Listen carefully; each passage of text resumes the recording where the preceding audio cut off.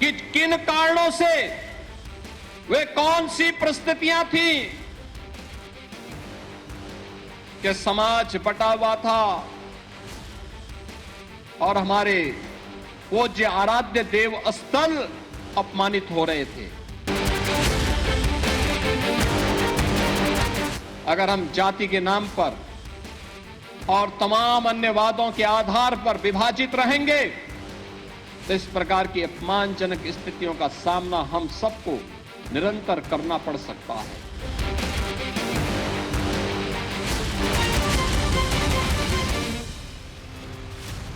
तो बड़ी खबर यह कि दिल्ली में चुनावी तपिश क्या और बढ़ेगी योगी आदित्यनाथ के मैदान में उतरते ही, क्योंकि अब दिल्ली के चुनाव प्रचार में यूपी के सीएम और बीजेपी के फायरब्रेड नेता योगी आदित्यनाथ एंट्री होंगे। कल से सीएम योगी दिल्ली में प्रचार करने जा रहे हैं और जानकारी के मुताबिक सीएम योगी ताबड़तोड़ राजधानी दिल्ली में 4 दिन में 14 सभाएं करेंगे। यानी 23 से 1 फरवरी तक सीएम योगी धुआंधार 14 से अधिक रैलियां करेंगे। फिलहाल जो योगी की रैली का कार्यक्रम आया है उसमें वो कल यानी कि 23 जनवरी यानी गुरुवार को किराड़ी, जनकपुरी, उत्तम नगर में रैलियां करने जा रहे हैं।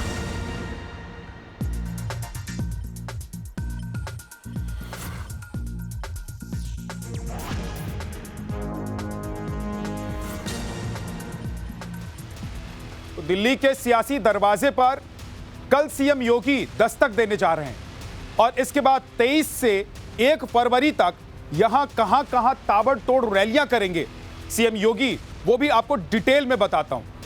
कल यानी कि पहली रैली जो होने वाली है योगी आदित्यनाथ की कल, उसमें किराड़ी, जनकपुरी, उत्तम नगर, ये इन जगहों पर रैली होगी। साथ ही साथ मुस्तफाबाद, केशवपुरम, उत्तर पश्चिम दिल्ली, शाहदरा, करोलबाग, नजफगढ़, मेहरौली, दक्षिणी दिल्ली और मयूर विहार। ये मीडिया रिपोर्ट्स के अनुसार रैलियां होनी हैं। कुल मिलाकर 14 रैली योगी आदित्यनाथ की दिल्ली में होनी है। योगी आदित्यनाथ के उस बयान को एक बार आपको सुनवाएंगे जो पूरे प्रदेश में चर्चा का विषय बना हुआ है। राष्ट्र से बढ़कर के कुछ नहीं हो सकता, कुछ नहीं हो सकता। और राष्ट्र तब सशक्त होगा जब हम एक रहेंगे, नेक रहेंगे, तभी नेक रहेंगे। बटेंगे तो कटेंगे। आप देख रहे हैं ना, बांग्लादेश में देख रहे हो ना, तो वो गलतियां यहां नहीं होनी चाहिए। बटेंगे तो कटेंगे, एक रहेंगे तो नेक रहेंगे, सुरक्षित रहेंगे और समृद्धि की पराकाष्ठा को पहुंचेंगे।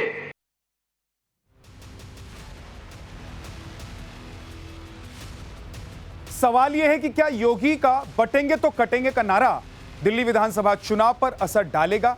इस मुद्दे पर देश की राजधानी की जनता क्या सोचती है, वो जरा सुनिए। तो हम इस वक्त मौजूद हैं दिल्ली की जनकपुरी विधानसभा में। 40 फुटा रोड आप मेरे पीछे देख सकते हैं, चाणक्य प्लेस। यहीं पर आने वाले हैं उत्तर प्रदेश के मुख्यमंत्री योगी आदित्यनाथ। तो योगी आदित्यनाथ हर उस जगह पर जाते हैं जहां पर चुनाव होता है। महाराष्ट्र में योगी आदित्यनाथ गए, वहां पर भी चुनाव था। उसके बाद में हरियाणा वो गए, मध्य प्रदेश गए, अलग अलग राज्यों में, छत्तीसगढ़ वो गए। अलग अलग राज्यों में योगी आदित्यनाथ जाते हैं, वो प्रचार करते हैं। और योगी आदित्यनाथ का जो परफॉर्मेंस है वो जबरदस्त है। प्रवीण कुमार जो है आम आदमी पार्टी से जनकपुरी विधानसभा से प्रत्याशी हैं और भारतीय जनता पार्टी से हैं आशीष सूद, जो कि भारतीय जनता पार्टी की तरफ से प्रत्याशी हैं। लेकिन योगी आदित्यनाथ के आने के बाद में किस तरीके का माहौल होगा, लोगों के मन में क्या कुछ भाव है, वो हम जानने की कोशिश करेंगे। आपका नाम क्या है? रामप्रीत है? रामप्रीत। राम जी, ये बताइए, योगी आदित्यनाथ आएंगे, कुछ प्रभाव पड़ेगा? क्योंकि वो आके जोश भर देते हैं लोगों के अंदर, कार्यकर्ताओं के अंदर। वो जोश भरने अच्छी बात है, लेकिन काम के ऊपर ही डिपेंड करता है। अच्छा, बटोगे तो कटोगे वाला नारा यहाँ देंगे आके? तो बिल्कुल देना चाहिए। क्या नाम है आपका? मेरा नाम रमेश है। रमेश भाई, योगी आदित्यनाथ आ रहे हैं, बटेंगे तो कटेंगे नारा देंगे, कैसा सुनने में कैसा लगेगा? बढ़िया लगेगा, हैं? बढ़िया लगेगा, जोश भर जाएगा लोगों के बिल्कुल अंदर, भरेगा। प्रभाव। क्योंकि हरियाणा और महाराष्ट्र में कहा जाता है कि योगी जब चुनाव प्रचार करने लगे और उनका नारा जब चलने लगा तो वहां की हवा बदल गई। लेकिन दिल्ली में ऐसा होगा क्या? सूत्रों के मुताबिक योगी दिल्ली की मुस्तफाबाद सीट पर भी चुनाव प्रचार करने के लिए जाएंगे, क्योंकि यह सीट बेहद अहम है। उम्मीदवारों की वजह से यह सीट काफी चर्चा में। यहां आपको बता देते हैं कि जो समीकरण है वो क्या है। सबसे पहले यह देखिए कि प्रत्याशियों के नाम बीजेपी की तरफ से मोहन बिष्ट को यहां से उतारा गया है, आम आदमी पार्टी ने यहां से आदिल अहमद को उतारा है, अली मेहंदी को यहां से कांग्रेस ने उतारा है और ताहिर हुसैन को एमआईएम ने उतारा है। 36% मुस्लिम वोटर्स वाली इस सीट पर भारतीय जनता पार्टी ने वरिष्ठ नेता मोहन बिष्ट को उतारा है। तो ये आप देख रहे हैं कुल मिलाकर जो 4 कैंडिडेट आमने सामने हैं उनमें एकमात्र बीजेपी ने यहां से हिंदू कैंडिडेट उतारा है। बाकी तीनों ही पार्टियों ने मुस्लिम उम्मीदवारों को यहां से मौका दिया है, अपना उम्मीदवार बनाया है। अब यह जान लीजिए कि ताहिर हुसैन कौन है। ताहिर हुसैन दिल्ली दंगों के आरोप में जेल के अंदर बंद हैं। जानकारी के मुताबिक मूल रूप से यूपी के अमरोहा का रहने वाला ताहिर हुसैन करोड़ों का मालिक है, जो 2017 में आम आदमी पार्टी के टिकट से पार्षद बना था, लेकिन 2020 में उसे दंगों के आरोप की वजह से पार्टी से निष्कासित कर दिया गया था। लेकिन अब इस दंगों के आरोपी पर असदुद्दीन ओवैसी ने दांव लगा दिया है। तो ये ताहिर हुसैन है जिनकी चर्चा सबसे ज्यादा यहां मुस्तफाबाद सीट पर है। दिल्ली में सीएम योगी और दिल्ली के पूर्व सीएम केजरीवाल के बीच सियासी युद्ध का यह राउंड 2 होगा। पहला राउंड पिछले साल लोकसभा चुनाव में हुआ था, तब बीजेपी ने बाजी मारी थी। कल से क्या योगी का अंदाज होगा, यह आपको मई 2024 में दिए गए योगी के एक भाषण से समझ में आ जाएगा। दिल्ली की जनता को स्वच्छ माहौल देना चाहिए था। अगर तुलना दूर मत करिए, आपने 15 वर्ष में दिल्ली को कितना नारकीय स्थिति में पहुंचा दिया है। आज दिल्ली की तुलना आप नोएडा, गाजियाबाद से ही कर लीजिए, उत्तर प्रदेश की बात तो छोड़ दीजिए, बहुत स्पष्ट नजर आएगी फर्क क्या है। और इसीलिए मैं आपसे कहूंगा, ये जेल के साइड इफेक्ट का आपको आनंद से शांत भाव के साथ उपचार कराना चाहिए।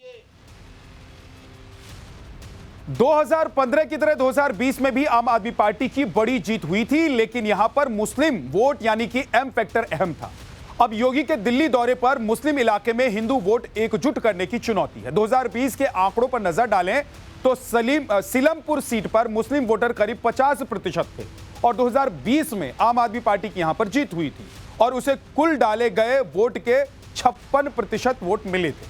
इस तरह से मटिया महल की बात अगर करें तो मुस्लिम बहुल सीट है ये और यहां पर मुस्लिम वोटर्स 48% हैं और 2020 में आम आदमी पार्टी ने 75% वोट हासिल कर जीत हासिल की। ओखला भी मुस्लिम बहुल सीट है जहां पर मुस्लिम वोटर्स 43% हैं और 2020 में आम आदमी पार्टी का उम्मीदवार जीता और कुल 66% वोट इसने हासिल किए। इसी तरह से बल्ली मरान की बात करें तो यहां पर मुस्लिम वोटर 38% हैं और 2020 में आम आदमी पार्टी की यहां पर जीत हुई थी। 64% वोट आम आदमी पार्टी को मिले थे। मुस्तफाबाद जहां पर इस बार योगी की रैली है, वहां भी 36% वोटर्स मुस्लिम हैं और यहां पर 2020 में आम आदमी पार्टी ने करीब 53% वोट के साथ जीत दर्ज की।